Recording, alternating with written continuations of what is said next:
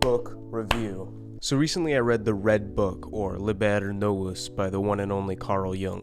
And wow, this might be the most fascinating written work of all time, but what initially hooked me was the backstory. Who the heck was Carl Jung? A genius, a psychologist, a psychiatrist, an artist, an important figure in anthropology, archaeology, philosophy, and religious studies, a student of the one and only Papa Freud, the therapist of the great physicist Wolfgang Pauli, an important spy for the OSS during World War II who predicted Hitler's suicide? Well, yes, and it starts with the Red Book. The year is 1912. Carl Jung, a young psychoanalyst, receives a letter from none other than the father of psychoanalysis, Sigmund Freud. It ends with, one who, while behaving abnormally, keeps shouting that he is normal, gives ground for the suspicion that he lacks insight into his illness. Accordingly, I propose that we abandon our personal relations entirely. Jung had at one time been declared by Freud to be his heir and his crowned prince, but now was more like his prodigal son. He had not only lost a father figure and a friend, but burned a valuable bridge in the academic world. Tensions between these psychology titans had grown, and Jung's theory concerning the nature of the unconscious drifted from Freud's. The letter was the snapping point, and now Jung was left to prove himself, alone. Amid all the stress and uncertainty, the unimaginable happened. While on a train, he looked out and saw a sea of blood covering Europe like a great flood. Jung had worked in madhouses studying schizophrenic patients for over a decade, so he knew the symptoms. This was an episode, a vision, a psychotic break, and likely a prophetic warning of his impending madness. He was doomed to schizophrenic insanity. Freud would be proven right, and Jung's name would be lost in history. When World War I occurred, he was relieved. It became clear to him that the appropriate interpretation of his vision was the forewarning of the global conflict, rather than his personal insanity. His unconscious had predicted the future. Still, the psychotic episodes didn't stop there. Every night he entered a state of creative psychosis, while during the day he continued his therapeutic practice, trying to maintain a mask, the facade of stability. At times he slept with a loaded pistol by his bed, ready to blow his brains out in case the stress of his nightly episodes became too great. Luckily, it never went that far. But perhaps he was looking at it all wrong. Perhaps this was fate. Nightly, he descended into and confronted the very unconscious he had suspicions that Freud was wrong about. This was a chance to study it firsthand, so he decided to write accounts of his psychotic episodes down in small black books. He scribbled down the allegorical creative insanity fervently, and from all that chaos came what would be the nucleus of his later theories. He would later abridge the black books into a book he titled Liber Novus, or The New Book, which was bound in red leather, earning its more common name, The Red Book. In it he wrote with calligraphy pens and added his own paintings and illustrations, making the final book somewhat of an art piece. In his own words, this book became his Bible, and yet it was never completed and never published. He let very few see it, and for the most part it was kept secret.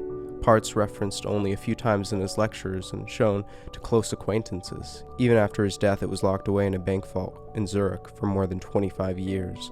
The question is why? What could a book contain that a man such as Carl Jung wouldn't want published in his lifetime? Well, luckily after years of prodding, the book was made public in 2009. So now we have the opportunity to answer the question of what is written in this most sacred and personal of Jung's work, shrouded in mystery for over 25 years. To say what it's about is no simple task. That's like asking me to say what Nietzsche's Thus Spoke Zarathustra is about, or what all of Christian scripture is about. It's archetypally rich and moving in certain cases where I'm not even sure why.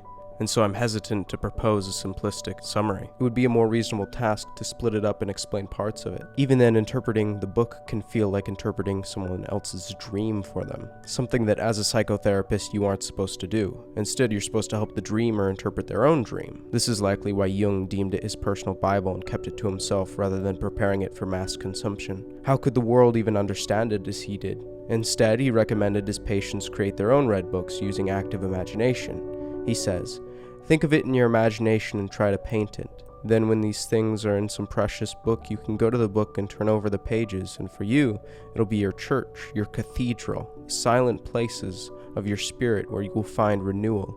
If anyone else tells you that it's morbid or neurotic, and you listen to them, then you will lose your soul, for this book is your soul. So rather than interpreting the Red Book in depth for you and reviewing it, I think we ought rather to look at the Red Book as an example.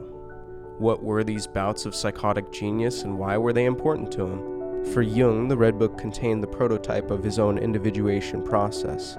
He recognizes that the goal of man is neither to become subject to the unconscious nor to repress it, but to integrate it, a stance that is often overlooked in its significance. At the time, the Freudian emphasis was focused on repression as the cause of neurotic behavior, a result primarily of Christianity. Christianity had lost its original meaning. People began to see the complete domination of logos as a virtue. The ego is subject to unconscious drives, and out of fear of becoming dominated by these drives to the point of animalistic determinism, we repressed them completely in order to individuate. This is seen somewhat in the Mosaic laws. Then collectively we were ready for the next step in our conscious progression, so the new ethos was established with the arrival of Christ, the transformation symbol, the catalyst and example for achieving the self or integrating our unconscious aspects.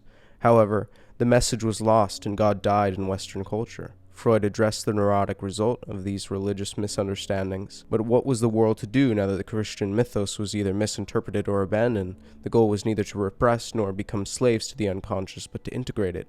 This, in essence, is like tapping back into what matters, what truly matters, which isn't a relative choice. It is like gaining self-mastery, becoming full and self-aware, to explore the nature of consciousness, which holds significant value both on a more concrete psychological level and a more transcendent metaphysical level.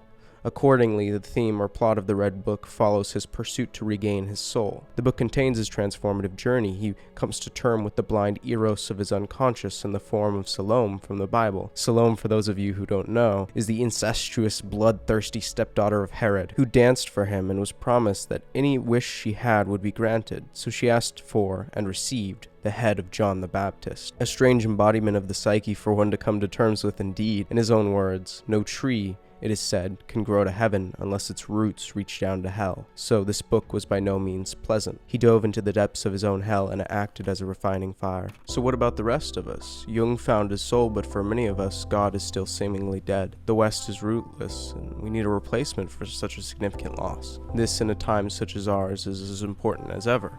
You can feel the tension on our social fabric building. The threat of it snapping is omnipresent. And why? Because of the people. We in the West exist in a sickening culture, masses of neurotic people prone to conflict and polarization. And it's no wonder when we take away the transformative myths that once attempted to teach integration, the world slips into the pitfalls of possession, repression, projection, and countless other neurotic traits. How can anyone diagnose such an illness on a mass scale? You can't. Instead, you can only demonstrate the path to self-understanding on an individual level. You can only lead the horse to water, to show others how to once more find their souls and hope they choose to undertake the journey by their own free will. Here's a clip of Jung himself. The world hangs on a thin thread, and that is the psyche of man. Assume that certain fellows in Moscow lose their nerve or their common sense for a bit. And the whole world is in fire and flames. You see? It is, nowadays we are not threatened by elementary catastrophes. There is no such thing as an H-bomb. That is all man's doing. We are the great danger. The psyche is the great danger. What if something goes wrong with the psyche? You see? And so you see, it is demonstrated to us in our days what the power of the psyche is of man, how important it is to know something about it, but we know nothing about it. So I decided to take Jung's advice and make my own Red Book, to explore my own psychological makeup and the mythos that have sort of shaped my culture and me as an individual. The experience has been absolutely amazing, and I think it offers real potential as a therapeutic practice for those who can't afford traditional therapy. One can use it to fully integrate past traumas, to explore religious stories, and consider metaphysical questions. 3 things that we all ought to do more often. So, this is a challenge you guys to make your own Red Books, your own cathedrals, your own holy places. Dedicate an hour of your life to pondering, introspection, letting your unconscious sort of express itself and manifest.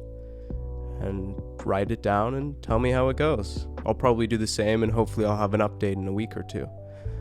Definitely read the Red Book so you know what you're kind of getting into. It's amazing and it's worth your time. And that's my review. 10 out of 10. Good stuff.